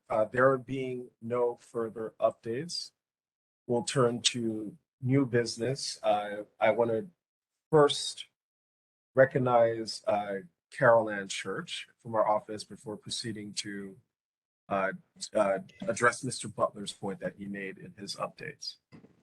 Ms. Church. Thank you, Greg. So before today's meeting ended, I wanted to introduce my new colleague. Some of you may have already received, I think all DMs have received emails from her. This is Bianca Stevenson. Hi, everyone. So just really wanted to have you put a face to the name. And before Greg cuts my time, very quickly, I have two things. Fund for the City of New York has asked me to remind district managers that they're still accepting proposals through the end of this week. I can get Sean, I can get Celeste to tell you, probably Josephine, how really useful this program is. If you need assistance, throwing some ideas together very quickly to come up with a proposal, shoot me an email, shoot your colleagues an email, they can probably help you, but this is a really great service that we should do our best to take advantage of. And already mentioned, but I'll mention it again, September 22nd, Euler training class for the boards that have meetings. September, October is really difficult to schedule things. We understand that. We'll get the training out to your boards after as well. But please, all the same, do encourage all your members to attend these trainings. Thanks. Thank you very much, Carol Ann. Just one on the previous agenda item before moving to Mr. Butler's point. The New York City Department of the Aging did circulate an update. They're having audio issues, and it relates to the announcement of $3 million in funding for specialized vehicles to deliver meals to homebound older New Yorkers. I've included the link that Ms. Lawrence from that department circulated to me, so that is that agency's update. So the second new business item that I'll recognize as such from the update is that Mr. Butler mentioned a request for discussion of remote meetings with the expiration of the COVID state of emergency at midnight today. So I will recognize what Mr. Butler stated as seemingly a motion, and I'll ask does anyone have an objection to our discussing or providing guidance on that question? And that would be, I would be happy to do so because as counsel to the borough president, we have extensively written on this subject. So I can provide that. Does anyone have an objection to my briefly discussing the law as it relates to remote meetings with the expiration.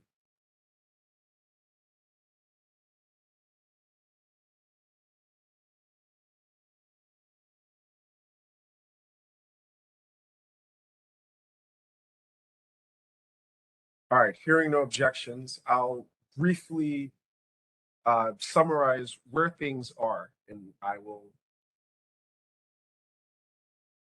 if you have questions, please reach out to us here. You got low all of a sudden. Oh, it's part of Mr. Butler? All of a sudden we can't, well, I can't hear you all of a sudden. Yeah, your voice got lower, so we couldn't hear you at the start of your. Can you hear me now? A little better. Only a little better? Oh, yes, something happened. I don't know what happened. Is it Governor, people might have shut you down. Can everyone hear me? Yeah. Okay. Maybe you need to be closer, I guess. Very well. So I was asking if there's any objection to a discussion, which you asked Mr. Butler about. No, we heard that part. That part we heard. There's no objection, please. Cool. So I'll make it brief. Governing law is Public Officers Law 103-A. Very simple. Two possibilities for community boards. One possibility until September 27th, or actually October 4th, and another possibility after that.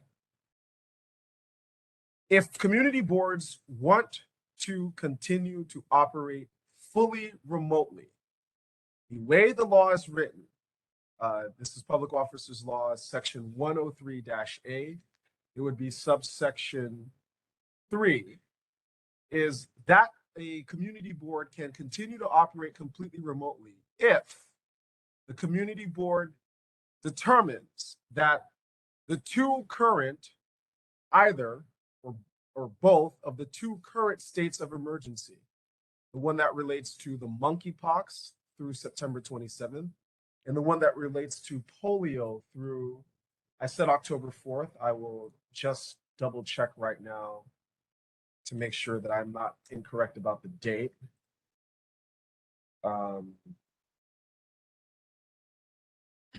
October 9th, I correct myself. So the polio, October 9th.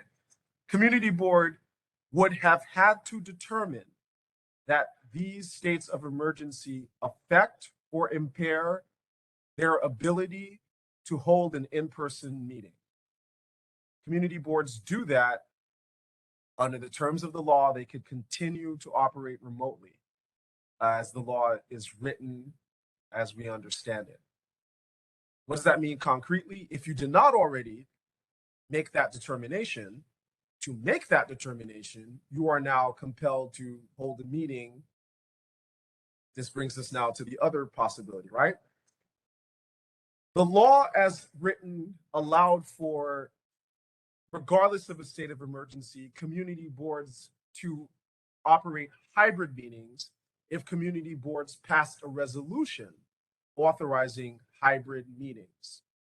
So if your community board did that already, your community board can decide, can call a hybrid meeting, if you haven't done so already, to decide whether you now want to go remotely based on the determination that the monkeypox or polio states of emergency affect or impair the ability to hold an in-person meeting.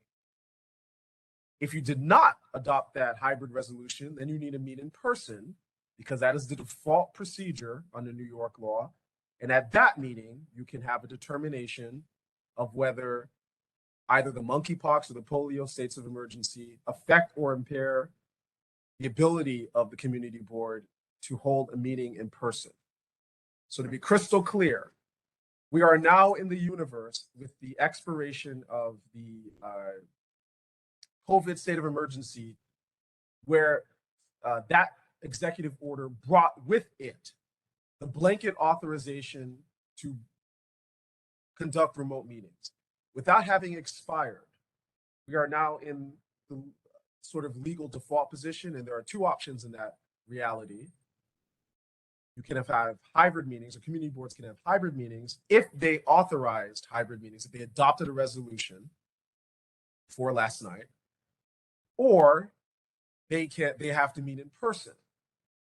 That is not the end of remote meetings, however, because the law as written allows fully remote meetings for any declaration of a state of emergency.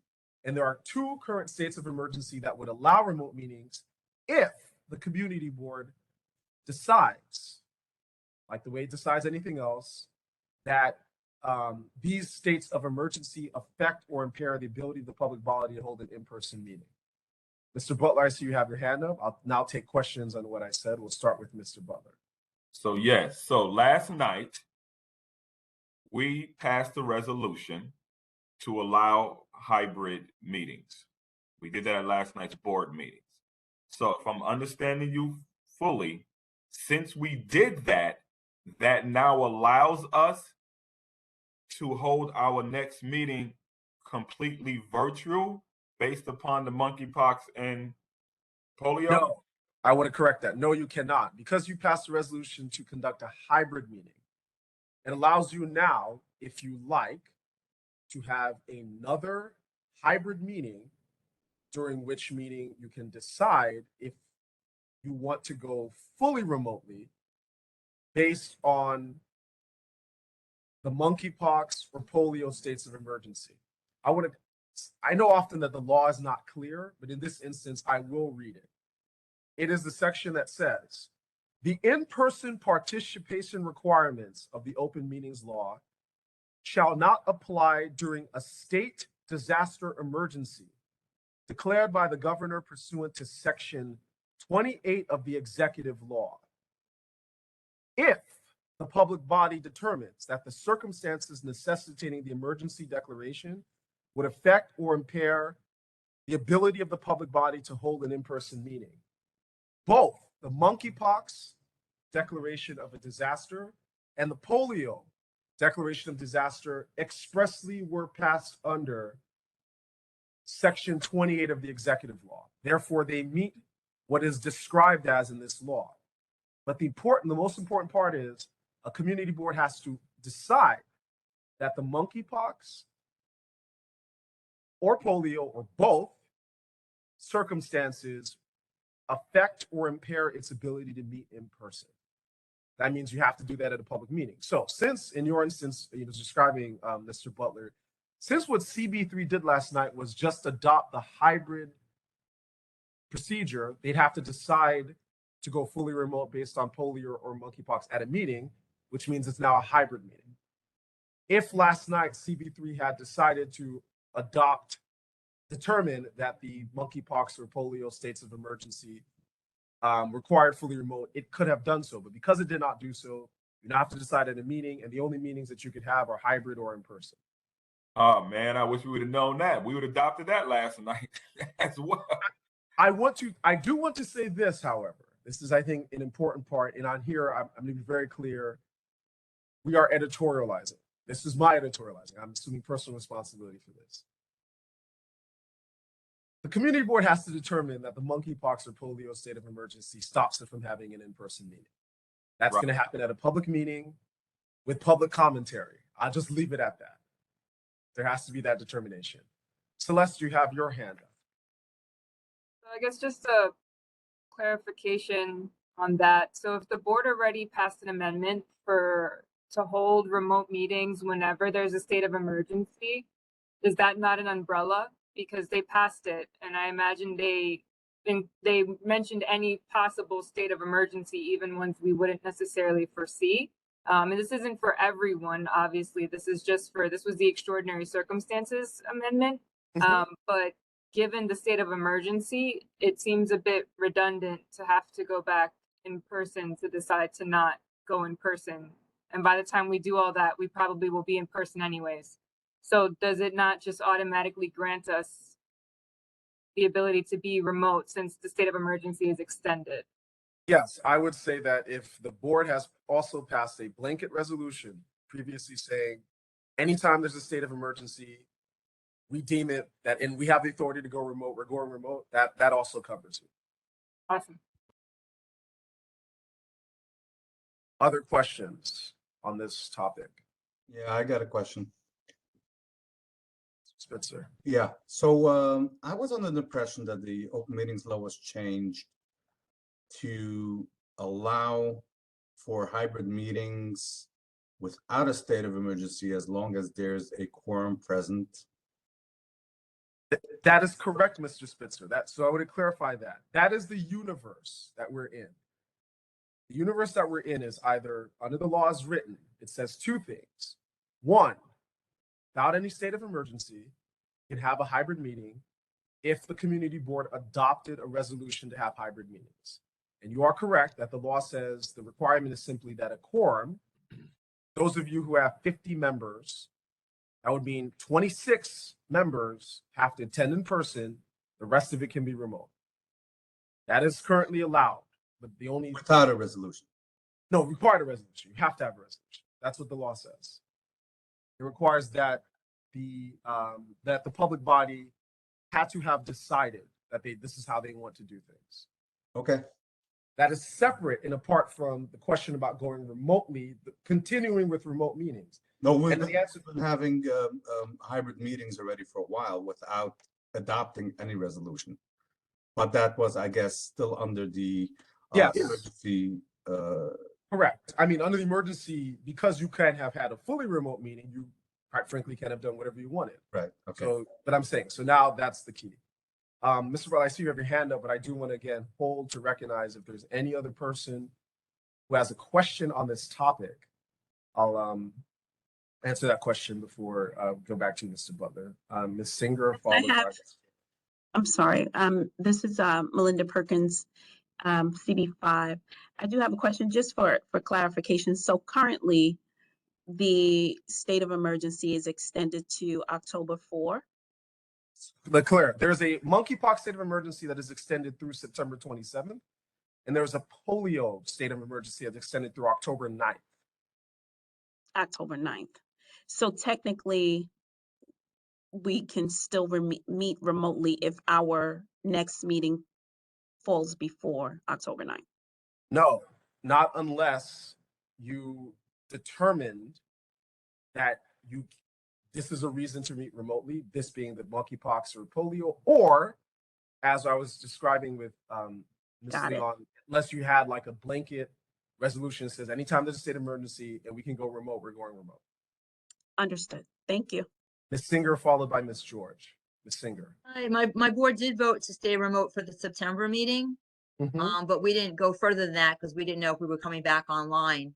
If they want to stay remote October, do they have to vote at this meeting that they'd like to stay if they decide to stay remote in October, they're not feeling comfortable in returning? Yes, they would have to, if they wanted to stay remote because they've determined that the polio state of emergency requires that they keep going remote, they'd have to vote at this upcoming meeting to extend that, yes. Thank you for the clarification. Sure. Ms. George. Hi, I just need a little clarity on the hybrid meeting model. We were under the impression that with the hybrid meetings, the board members still had to be in person. A quorum. Is that correct? To answer your question, Ms. George, a quorum of the board members must be in person, correct? So we need at least 26 members at every meeting, every hybrid meeting. Yes, under the hybrid thing, 26 would have to be in person if you have a 50-member community board, yes. Thank you. If no other person has a question, I'll go to round two and begin with Mr. Butler. I'll just hold. Does anyone else have a question who has not had an opportunity yet to ask a question on this? Sorry, I just raised my hand. Josephine Beckman from CB10. So Community Board 10 did pass that. We did have a special meeting. We did pass a resolution for our general meetings, that umbrella type of motion, but we will be meeting in person during the month of September. My question relates to committee meetings because I think in our umbrella resolution, we didn't specify whether or not we would want to have, say, that hybrid option for committee meetings because they meet more frequently. It might be easier to achieve a quorum in a hybrid committee meeting session. So would we require a a new motion or a resolution specific to committee meetings? Should we separate that out in a resolution? Send me the resolution, Ms. Beckman. I'll give you more advice. I'll Okay. let you know whether the resolution was worded broadly enough that it can reasonably be understood to include subcommittees. Great. Thank you so much. Of course. Other. Yes, Counselor Sean Campbell from CB14, if I may. Ms. Campbell, please. First of all, thank you so much. This is the most supportive conversation we've had with your office since the onslaught of all of this. So thank you for the deep dive. And then also I wanted to ask you about the hybrid, those who are opting to participate remotely, the board members who are participating remotely, the few, the ones who are not part of quorum, don't they also have to submit a reason for being a remote participant in the meeting? I thought there were a list of excused remote participation reasons. Am I off on that? Or can it just be sort of eeny, meeny, miny, mo, who gets to stay home? The short answer is, in where the community board decided to adopt the hybrid option, they should have also included a procedure for determining who gets to stay. And yes, it should. The law as written does say extraordinary circumstances, including disability, illness, caregiving responsibilities, or any other significant or unexpected factor or event. Yeah. So yes, it should. The board should be ensuring that the folks who are, the members who are participating remotely have a reason meeting the extraordinary circumstances standard. The list is not exhaustive. It does not have to be disability, illness, caregiving, but it should be a good reason. It should not merely be eeny, miny, mo. That's not the intention of the law. Any other person has a round one question before I will recognize Mr. Butler a second time? Hearing none, Mr. Butler went out on to second. Oh, sorry. I just couldn't hear I couldn't hear your answer just now. Every time you move back, I can't hear you. Certainly. If you could just repeat what you said. Sure. I was answering Ms. Campbell's question about for members who are participating remote. If you have the hybrid option and there are members who are participating remotely, who are those people? And the answer is they need to be, the people who are participating remotely in the hybrid option have to be people who meet the extraordinary circumstances standard. So the board should have a procedure for ensuring that, you are either disabled or you are ill or you have caregiving responsibilities, or I believe as mentioned earlier, you tested positive or something that meets an extraordinary circumstances standard. It should not be merely eeny, miny, mo. It should not be that, you just pick 26 people to show up and 24 people to stay at home. It should not be that. That's what I was clarifying. So they can't just say, I'm worried about COVID and I don't want to come? That's what I'm saying. Where do you draw the line? So I would say that's for the board. That's for the board to develop a procedure that recognizes the extraordinary circumstances. It certainly can be that. I think we could just be clear that it should not be. The intention of the law is not be pick 24 random people who don't, want to come in that day. There should be some, attempt to recognize that these are extraordinary circumstances that would qualify for participating remotely during the hybrid option. Okay. All right. Thank you. Of course. Round two questions, beginning with Mr. Butler. You're recognized, sir. Thank you. I just want to just make sure, because I have to take this information back to my chair and to my board members.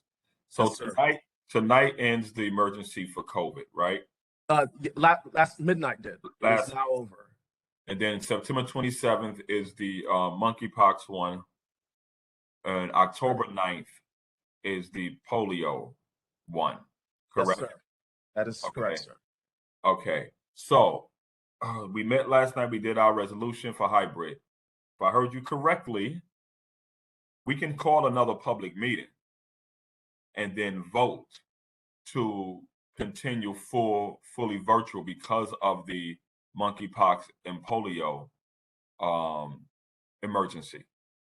You heard me Correct. correctly, but again, as a lawyer, I am compelled to add, you can hold that meeting at the meeting if you determine that the circumstances of monkeypox or polio affect or impair your ability to hold in-person meetings. Yes. Otherwise, everything you said is correct.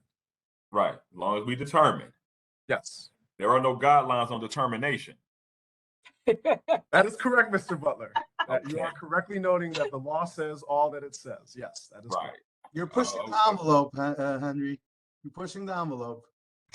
I'm just saying, there are no guidelines on what we consider, what determines that. So, okay, but it has to be a public meeting, something that's advertised to the community.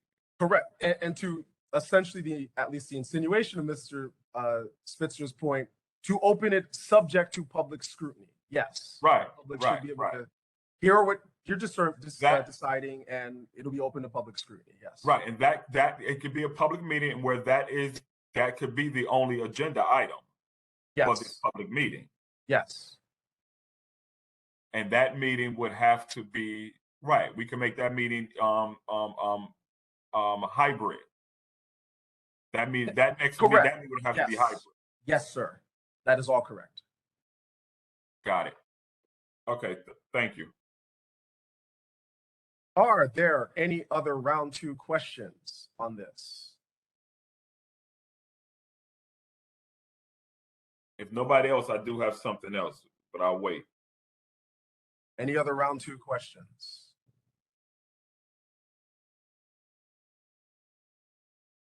Hearing none.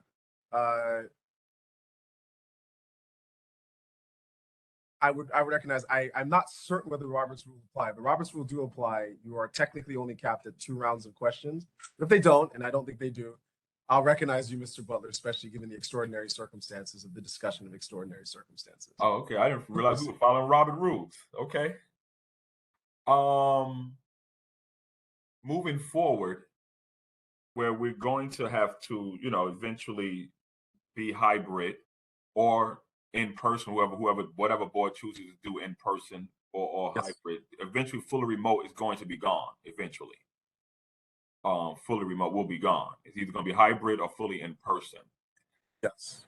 I know some of the boards, a lot of boards were having issues trying to find reasonable accommodations for those meetings, because we have to assume on the safe side that we may have a lot of people who want to come back and be in person, which if that's the case, I know some boards were having their meetings in, hospitals or schools and everything. What happens if you're having a difficult time finding an area, to have a meeting in what I consider a safe space? Like for us, for example, at Restoration Plaza, we normally meet in the basement, so that's the biggest room, but there's no windows there. We're not too sure about the ventilation there. And then the other rooms they have that do have windows, we don't think it may not be big enough.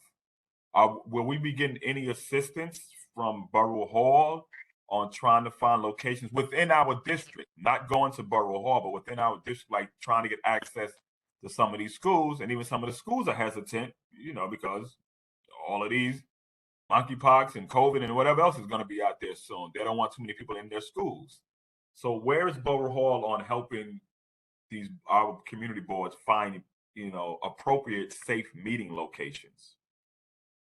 I recognize your question, Mr. Butler. I'll acknowledge there's a charter duty under 28 subsection H that for public hearings, the borough president shall provide each board with a meeting place if requested by the board.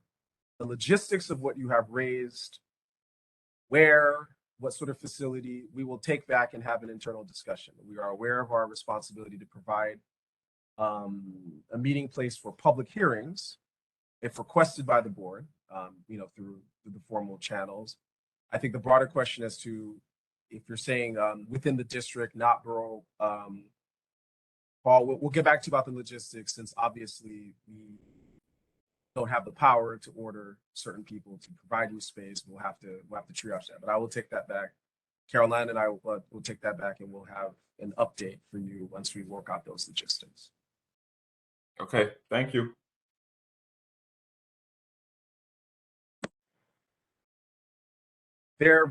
If there are no other questions on this matter, I'm going to close it out, as well as, in the interest of time, to close out the new business agenda item.